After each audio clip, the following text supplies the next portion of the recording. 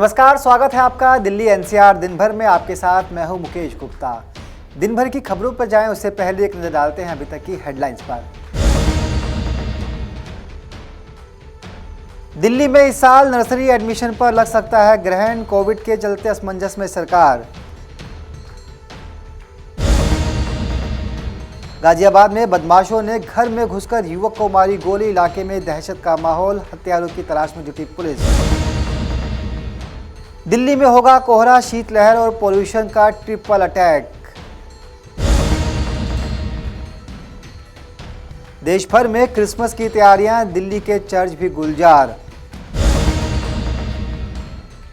और corona vaccine के दिसंबर के आखिरी सप्ताह में दिल्ली में पहुंचने की पूरी उम्मीद। अब खबरें विस्तार से। देश की राजधानी दिल्ली में कोविड के संभावित खतरे को देखते हुए दिल्ली सरकार फूंक फूंक कर कदम उठा रही है।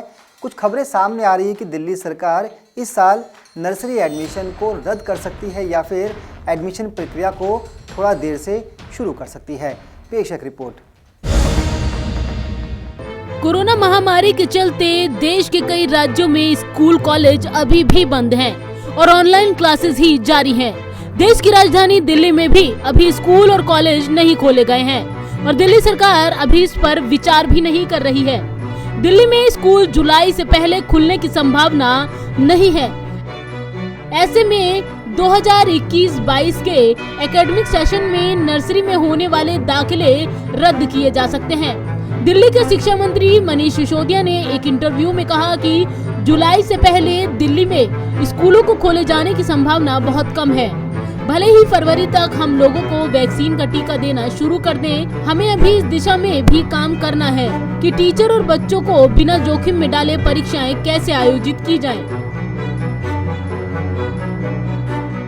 वहीं नर्सरी एडमिशन दाखिले को रद्द करने और स्कूलों को जुलाई से पहले नहीं खोलने जैसे विकल्पों पर विचार किया जा रहा है और इन प्रस्तावों को जल्द ही प्राइवेट स्कूलों को भेजा जाएगा।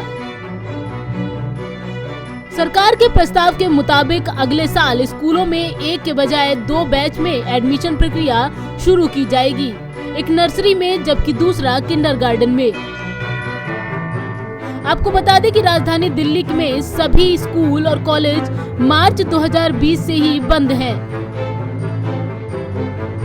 कई पड़ोसी राज्यों ने स्कूलों को खोलने का फैसला लिया है, लेकिन दिल्ली सरकार अभी ये जोखिम लेने के मूड में दिखाई नहीं दे रही है। पंजाब केसरी ग्रुप के लिए संगीता सिंह की रिपोर्ट, दिल्ली।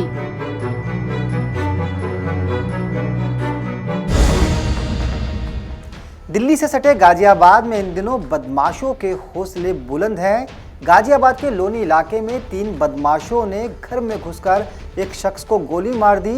खून से लथपथ इस शख्स को जब अस्पताल ले जाया जा रहा था तो रास्ते में ही उसने दम तोड़ दिया।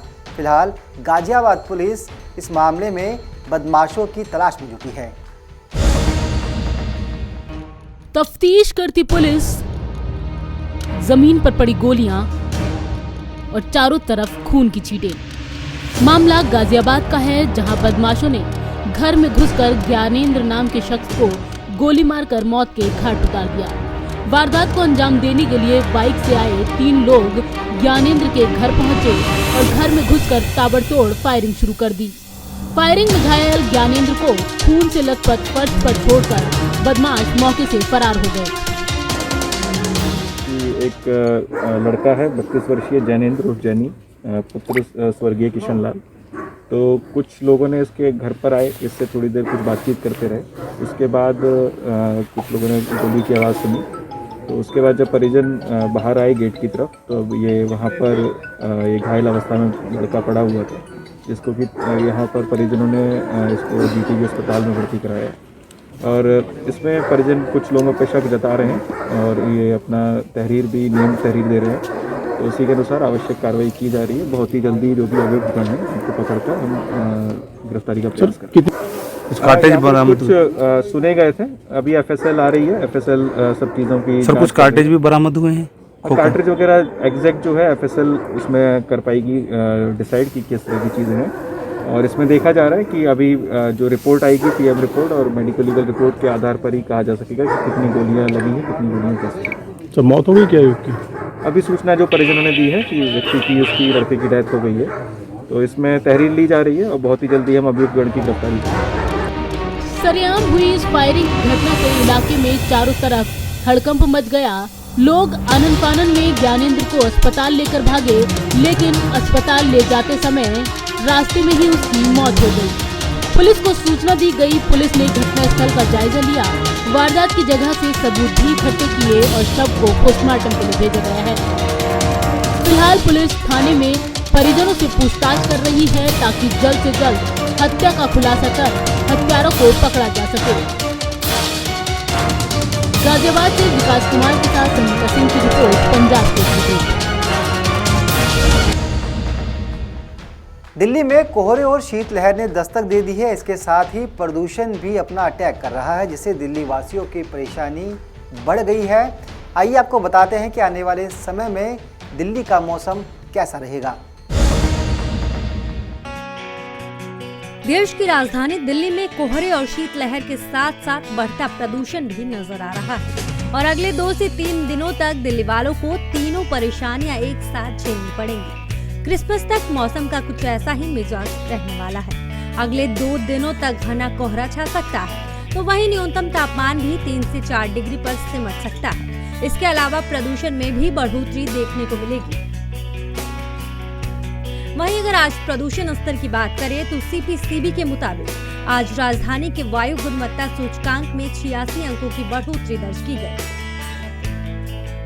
जिसके बाद वायु गुणवत्ता सूचकांक 418 तक पहुंच गया। इससे एक दिन पहले दिल्ली का औसत वायु गुणवत्ता सूचकांक 332 के साथ बहुत खराब श्रेणी में बना हुआ था।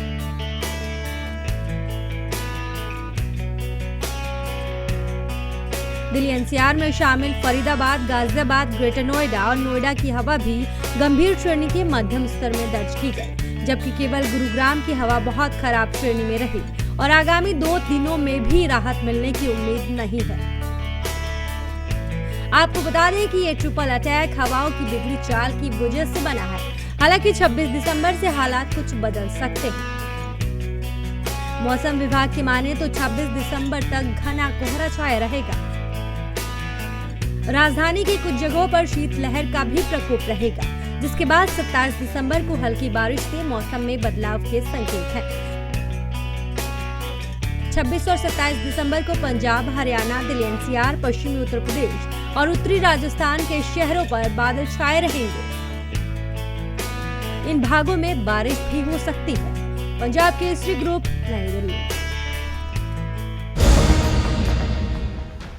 25 दिसंबर यानी कि क्रिसमस को लेकर देश भर के गिरजाघर गुलजार नजर आ रहे हैं। कुछ ऐसे ही नज़ारे देश की राजधानी दिल्ली के सेक्रेड हार्ट कैथेड्रल गिरजाघर में भी देखने को मिल रहा है। हालांकि कोरोना को देखते हुए इस बार गिरजाघरों में खास एहतियात बरते जा रहे हैं। हर साल की तरह हम तैयारी तो किए हैं, डेकोरेशन, लाइटिंग सब कर चुके हैं, लेकिन इस साल कोविड के कारण हम लोगों को अंदर आने नहीं दे रहे हैं। सिर्फ सिंबॉलिकल सेलिब्रेशन होगा हमारा, जो हमारे पैरिश के रिप्रेजेंटेटिव्स को प्रेयर मीटिंग के लिए बुलाए हैं। सिर्फ बहुत कम लोग आ सकेंगे। कोलंबस ग्राउंड में हर वर्ष बिग मास का आयोजन किया जाता था। इस चर्च में प्रतिवर्ष 2 लाख के आसपास विजिटर्स आते थे। इस बार क्या तैयारियां हैं, किस तरह से बिग मास रखी है नहीं रखी है, वो बताएं। इस साल कोलंबस स्कूल ग्राउंड में तो सेलिब्रेशन नहीं है, क्योंकि कोविड के कारण सिर्फ कैथेड्रल चर्च के अंदर बहुत कम लोगों के लिए प्रेयर सर्विस रखा है, ताकि हम सिंबॉलिकली क्रिसमस मना सकें। और विशेष रूप से हमारे देश के लिए और देश के सभी लोगों के लिए प्रार्थना करने के लिए वो सिंबॉलिकल सेलिब्रेशन रखा गया है। चर्च में कितने लोग एक बार में प्रार्थना के लिए अंदर जा सकेंगे? हमारा कैपेसिटी अराउंड 1000 लोगों का कैपेसिटी है, लेकिन हम 100 लोगों से कम लोगों के लिए परमिशन दे रहे हैं। हर बार चर्च के सामने आप क्रेब बनाते थे, जो कि इस बार गेट के पास बनाया गया है, तो इसका क्या कारण है? इस बार हम पब्लिक के लिए एंट्री कैंपस में नहीं दे रहे हैं, इसलिए हम चरनी जो क्रिब गेट के पास रखा है, ताकि लोगों कम से कम जो लोग आते हैं उनको दर्शन कर पाएंगे प्रभु यीशु को। कैरल सिंगिंग से लेकर प्रार्थना सभाओं का समय क्या रखा है आपने 24 और 25 दिसंबर 24 तारीख को हम 6 बजे हिंदी में प्रेयर सर्विस रखा है, प्रेयर मिसा बलिदान रखा है। उसमें मिसा से पहले 2-3 कैरल्स गाना गाएंगे। उसके बाद 8 बजे इंग्लिश में मिसा बलिदान है और 24 तारीख को, और 25 तारीख को 7 बजे मलयालम में है और 9 बजे इंग्लिश में, 10:30 बजे हिंदी और 11:15 बजे इंग्लिश में रात नहीं दिन।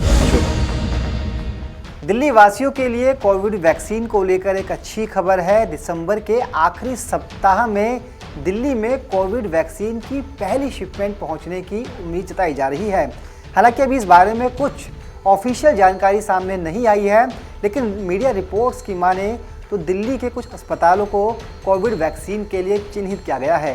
पेश है एक रिपोर्ट। राजधानी दिल्ली में कोरोना कहर के बीच एक अच्छी खबर है। बहुत ही जल्द दिल्ली वालों को कोरोना की वैक्सीन मिलने वाली है। सूत्रों की माने तो दिसंबर के आखिरी हफ्ते में कोरोना वैक्सीन की पहली शिपमेंट दिल्ली पहुंच जाएगी। ये किस कंपनी की होगी, इसके बारे में अभी आधिकारिक तौर पर सरकार या प्रशासन की ओर से कोई बयान नहीं जारी किया गया है। बता दें कि दिल्ली के राजीव गांधी अस्पताल में कोरोना वैक्सीन को रखने की तैयारी है। नया कोल्ड स्टोरेज भी तैयार हो गया है। पहले चरण के टीकाकरण में स्वास्थ्य कर्मियों को वैक्सीन लगाने की तैयारी है। दिल्ली में 2 जगहों को कोरोना वैक्सीन केंद्र के लिए चिन्हित किया गया है। इसमें राजीव गांधी सुपर स्पेशलिटी अस्पताल का भी नाम शामिल है। कोल्ड स्टोरेज के जरिए दिल्ली के भीतर 600 जगहों पर कोरोना वैक्सीन मुहैया कराने की तैयारी है। राजीव गांधी अस्पताल के ग्राउंड फ्लोर और पहली मंजिल पर deep freezer, cooler, cold storage और वैक्सीन के रखे जाने संबंधी अन्य जरूरी चीजों को लगाया गया था। 15 दिसंबर तक ये सभी तैयारियां पूरी कर ली गई हैं। राजीव गांधी सुपर स्पेशलिटी अस्पताल के डायरेक्टर डॉक्टर BL शेरवाल की माने तो टीकाकरण के दौरान डॉक्टर, स्वास्थ्य कर्मी और उनके साथ अन्य लोग एहतियात के तौर पर मौजूद रहेंगे। इतना ही नहीं, वैक्सीन के सही वितरण के लिए सुरक्षा के भी इंतजाम किए जाएंगे, जिससे कि वैक्सीन सही हाथों में पहुंच सके और लोगों को परेशानी ना हो। पंजाब केसरी ग्रुप, नई दिल्ली। दिल्ली NCR से जुड़ी तमाम खबरों के इस बुलेटिन में फिलहाल के लिए इतना ही। मुझे दीजिए इजाजत। नमस्कार।